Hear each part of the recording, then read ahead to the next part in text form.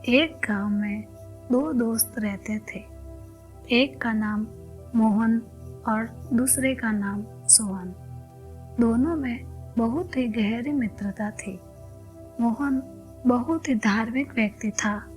वह हमेशा भगवान की भक्ति में लीन रहता था, जबकि सोहन बहुत ज़्यादा मेहनती था।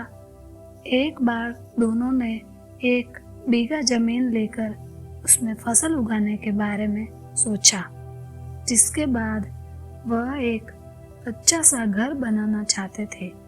इसके बाद दोनों दोस्तों ने खेत खरीद लिया।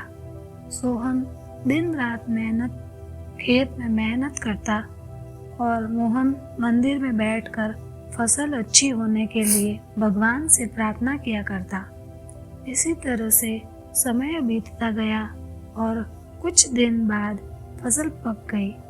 फसल पकने के बाद उसकी कटाई करके उसे बाजार में जाकर बेच दिया। इसके बाद उन्हें अच्छा पैसा मिला।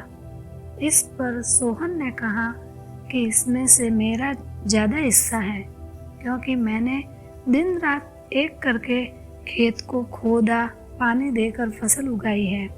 लेकिन यह बात सुनकर मोहन गुस्सा हो जाता है और कहने लगता है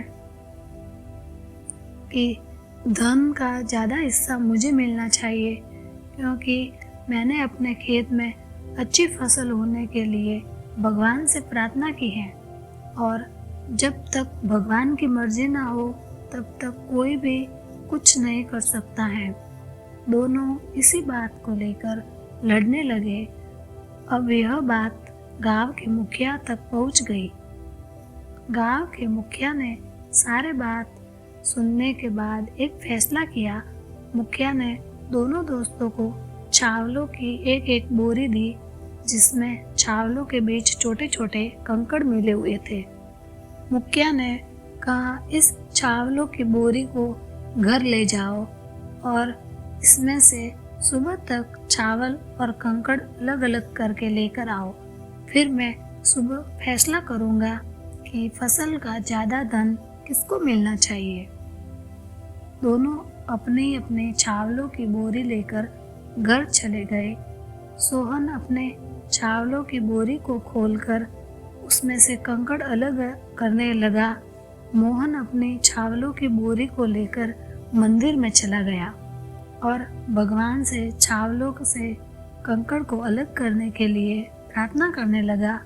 बोले, हे भगवान, मेरे चावलों से कंकड़ अलग कर दो।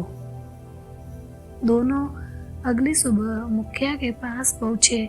सोहन ने तो पूरी रात जागकर चावलों से एक एक करके सारे कंकड़ अलग कर दिए।